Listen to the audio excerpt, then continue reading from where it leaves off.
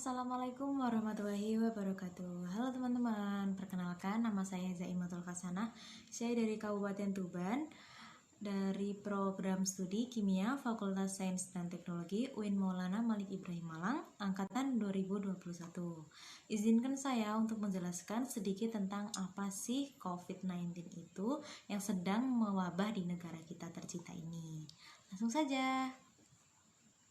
Lebih dari 1 tahun, virus ini sudah mewabah di Indonesia sejak Maret tahun 2020 yang lalu. Banyak sekali dampak yang ditimbulkan akibat mewabahnya virus ini, teman-teman.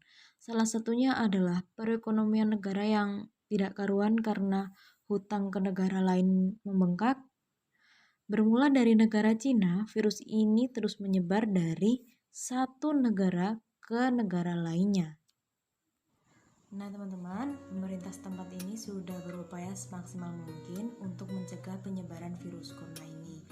Mulai dari yang pertama, menyerukan pada masyarakat untuk selalu bermasker, menjaga jarak, serta memberikan bahan bantuan seperti beras dan kebutuhan pokok lainnya. Namun, ada saja orang yang mengambil keuntungan di situasi seperti ini dengan mengkorupsi bantuan yang jumlahnya tidak sedikit.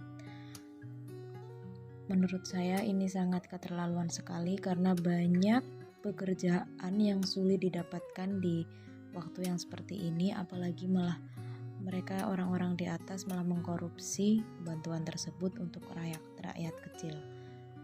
Sungguh tega sekali menurut saya ini. Indonesia bukan kekurangan orang pintar, namun kekurangan orang yang jujur. Kembali ke topik awal, apa sih virus corona ini? Nah, teman-teman sudah pasti tahu dong ya, virus corona ini adalah virus yang menyebabkan sesak nafas, batuk-batuk, dan kelelahan. Dan virus ini itu sangat mudah menyebar di tempat-tempat yang berkerumun seperti pasar, mal, warung makan, bahkan sekolah pun ditutup teman-teman. Termasuk saya yang menjadi angkatan corona ini. Nah, teman-teman udah tahu belum sih gejala-gejala orang yang terkena corona itu? Nah, berikut ini gejalanya ya. Nah, gejala yang pertama orang yang terkena virus corona adalah yang pertama itu dalam penciuman atau anosmia. Dan yang kedua itu ada diare, sakit kepala, dan pusing. Banyak orang yang terpapar virus ini namun tidak menyadarinya sejak dari awal, maka mereka tidak menyadari dari awal akan bertambah parah. Penting sekali dari kita untuk menyadari lebih awal. Pemerintah menganjurkan untuk kita menerapkan protokol 5M. M yang pertama adalah mencuci tangan. Mencuci tangan dengan sabun ya tentunya, mencuci tangan hingga bersih selama 20 detik untuk menjaga virus corona ini. Untuk hasil yang maksimal, cucilah tangan setidaknya 20 detik beberapa kali sehari, terutama saat memasak atau mau makan, setelah menggunakan kamar mandi, dan menutup hidung saat batuk atau bersin. Untuk membunuh virus dan kuman-kuman lainnya, gunakan sabun atau pembersih tangan dengan alkohol setidaknya sebesar 60% kadar alkoholnya. Nah, selanjutnya M yang kedua adalah memakai masker. Pada awal pandemi COVID tahun 2020 yang lalu, Organisasi Kesehatan Dunia WHO mengatakan bahwa penggunaan masker hanya direkomendasikan untuk orang yang sakit, bukannya orang sehat. Namun, virus corona jenis sekarang ini baru-baru ini sehingga protokol kesehatan bisa berubah-ubah seiring bergulirnya waktu. Beberapa waktu selang kebijakan WHO di atas, WHO akhirnya mengeluarkan imbauan agar semua orang baik sehat maupun sakit untuk menggunakan masker. Nah, jangan lupa maskernya double ya teman-teman, seperti yang saya gunakan saat ini. Pertama kita double ini dulu menggunakan masker.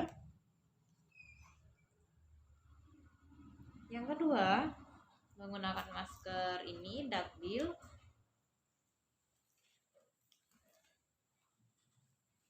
Nah, ini sudah termasuk masker double saat beraktivitas di luar rumah. Protokol kesehatan virus corona terkait masker pun semakin digalakkan di beberapa negara. Di Amerika Serikat, di Centers for Disease and Prevention atau CDC memperbarui pedoman terkait penggunaan masker ini. CDC menghimbau masyarakat Amerika Serikat harus menggunakan masker meski di dalam rumah pada saat kondisi tertentu. Menurut CDC, penggunaan masker di dalam rumah perlu dilakukan ketika satu, jika anggota keluarga kalian terpapar virus COVID. Yang kedua, jika kalian terpapar virus COVID itu wajib banget pakai masker ya teman-teman, biar virusnya itu gak menyebar ke yang lainnya atau menulari yang lainnya. Yang ketiga, jika rumah kalian itu sempit, misalnya rumah kalian sempit dan ditinggali oleh banyak orang, nah itu wajib banget pakai masker. Yang keempat atau yang terakhir itu menjaga jarak minimal 2 meter. Nah, M yang ketiga adalah menjaga jarak.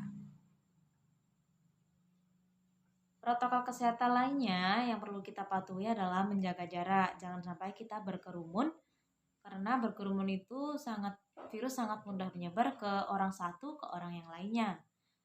Protokol kesehatan ini dibuat dalam keputusan Menteri Kesehatan RI dalam protokol kesehatan bagi masyarakat di tempat dan fasilitas umum dalam rangka pencegahan dan pengendalian COVID-19.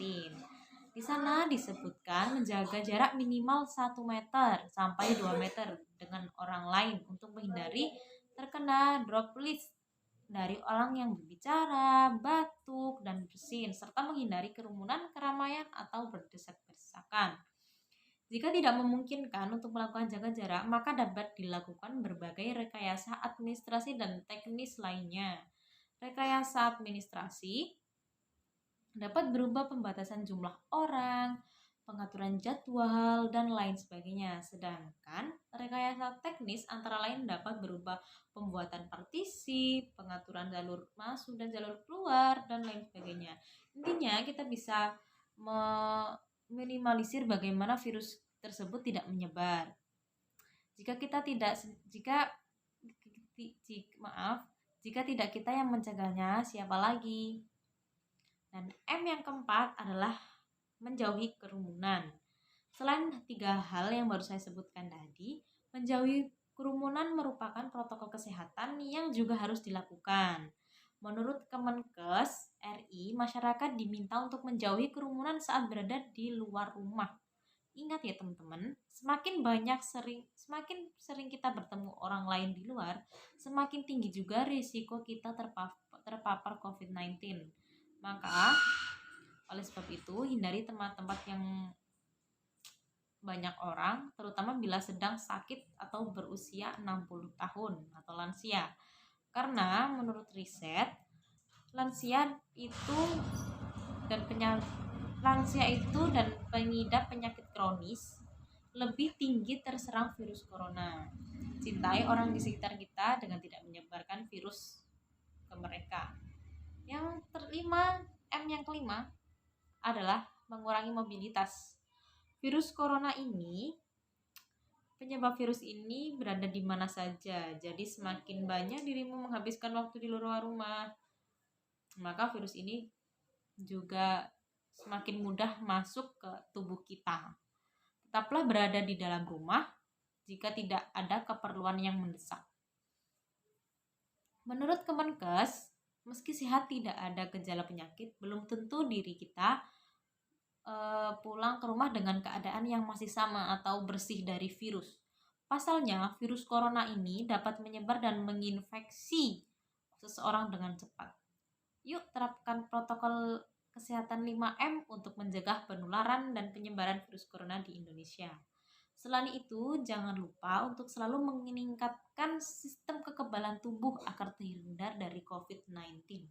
Bagaimana sih caranya meningkatkan kekebalan tubuh ini? Nah, bisa kita berolahraga, makan makanan yang teratur, istirahat yang cukup, dan banyak minum ya teman-teman, karena Indonesia ini sedang melakukan PPKM. Kita harus tetap stay safe di rumah, jangan sampai diri kita terpapar virus jahat ini. Kita harus tetap sehat untuk Indonesia sehat. Jika kamu atau anggota keluarga kamu memiliki gejala virus corona, jangan lupa untuk menghubungi tenaga kesehatan. Nah, teman-teman sekalian, selain mematuhi protokol kesehatan ini, kita juga dianjurkan pemerintah untuk melakukan vaksinasi COVID-19. Teman-teman udah tahu belum nih, apa sih vaksinasi COVID-19 itu? Nah, vaksinasi COVID-19 ini adalah merupakan salah satu upaya pemerintah Indonesia dalam menangani masalah COVID yang tengah menyebar. Vaksinasi ini bertujuan menciptakan kekebalan kelompok atau herd immunity agar masyarakat lebih menjadi produktif dalam bekerja, tidak mudah terserang penyakit, dan semakin kebal tentunya. Vaksinasi ini merupakan kegiatan pemberian vaksin terhadap seseorang, di mana vaksin tersebut berisi satu atau lebih antigen. Dengan begitu, antigen tersebut akan dimasukkan ke dalam tubuh kita dan akan membentuk sistem kekebalan. Dengan begitu, sebagai respon adanya ancaman musuh, maka tubuh akan memproduksi antibodi untuk melawan antigen tersebut. Namun, kekebalan yang didapat dalam melalui vaksinasi tidaklah bertahan seumur hidup terhadap infeksi penyakit berbahaya. Nah, teman-teman, jadi kalau ada tetangganya atau orang sekitar yang memiliki sakit parah dan bilang, wah ini aku habis COVID nih, jadi semakin parah kan aku sakitnya. Nah, itu adalah bukan salah COVID-nya, tapi salah badannya, maksudnya badannya yang telah membawa penyakit tapi dimasuki COVID, nah itu bisa tambah sakit. Makanya sebelum kita vaksin itu kan pasti ada petugas-petugas yang menanyai ini sakit apa, punya gula darah apa enggak, gula darahnya tinggi enggak, terus ini apa itu namanya, tensi dan lain sebagainya. Karena saat ini tuh banyak sekali berita-berita hoak tersebar tentang vaksinasi ini. Saya harap teman-teman sekalian bijak dalam memilih berita ya. Yang sekiranya mencurigakan atau sumbernya tidak jelas, saya mohon untuk tidak percaya. Sebetulnya video ini juga banyak kesalahan. Saya mohon dari teman-teman untuk memaafkan jika kata-kata saya kurang pantas. Saya akhiri. Saya terima kasih banyak. Tetap semangat dan jaga kesehatan. Wassalamualaikum warahmatullahi wabarakatuh.